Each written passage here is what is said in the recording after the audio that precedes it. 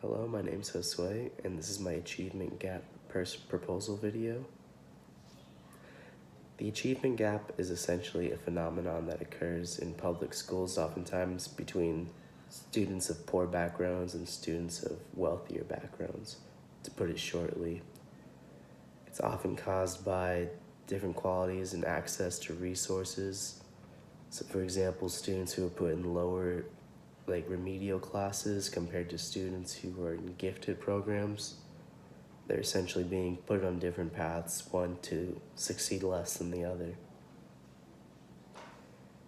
My proposed solution to closing the achievement gap is actually, step one would be try to find a school or district that doesn't create achievement gaps, or at least doesn't try to create achievement gaps. Therefore, finding a school that is at least open to reforming outcomes for their low-achieving students would be the first step in my plan. Because if a school isn't even open to the idea of changing their policies that aren't working, then that probably wouldn't be a place where I wouldn't want to work in the first place. And the second part of my plan would be to foster an environment within my own classroom and school that offers the same opportunities for all students to succeed. Therefore, this would be allowing all students to have resources to the same things that all the students have. Therefore, there shouldn't be some lab or some resource or something, and everything in the same school should be accessible to every student. And the third thing I would say would be essentially a continuation of the first step, and that would be to always advocate for my students. And so this is more of a philosophy. The reasoning behind my solution is essentially that it's something that I can do on my own, but also that would benefit from an environment that's open to helping its students.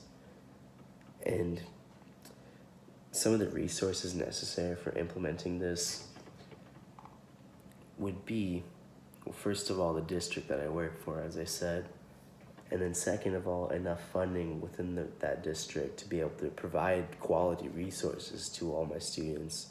So if I'm in a district that does not have the funding, for example, well then maybe going out and trying to write my own grants or find other resources like organizations or charities that benefit low economic schools, and connecting my students to these resources would be a way to go about that.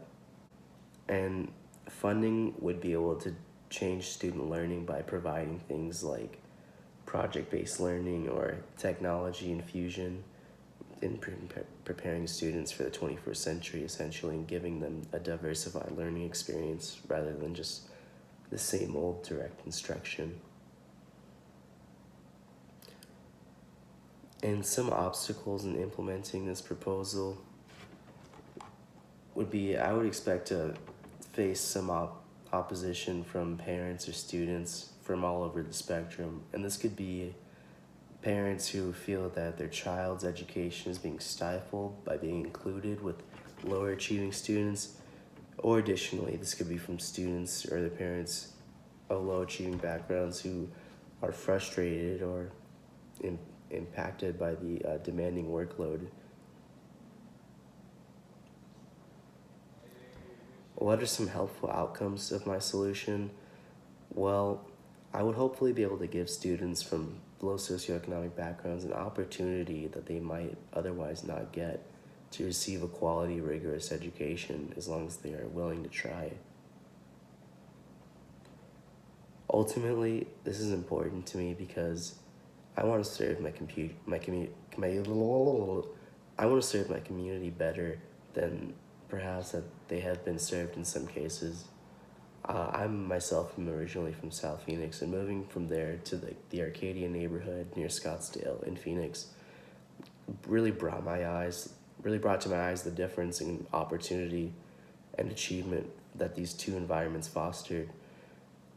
Reflecting on this in my current life makes me frustrated that children who live and come from some areas will inherently have less of an opportunity because of their surroundings compared to students of wealthier backgrounds.